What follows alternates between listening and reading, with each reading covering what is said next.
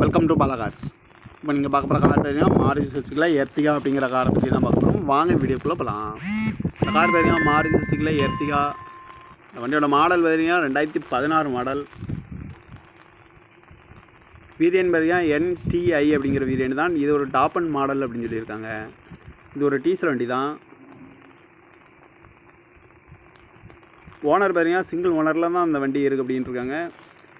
AC வந்துடும், power sharing, பருண்டோ, general locking வந்துடும், group AC வந்துடும் இருக்காங்க, ஏபிஎஸ் வந்துடும், அழகிவில் வந்துடும் இருக்காங்க. கிலோமீட்டர் பார்த்தீங்கன்னா 1,59,000 கிலோமீட்டர் தான் ரன்னிங் ஆகிருக்கு.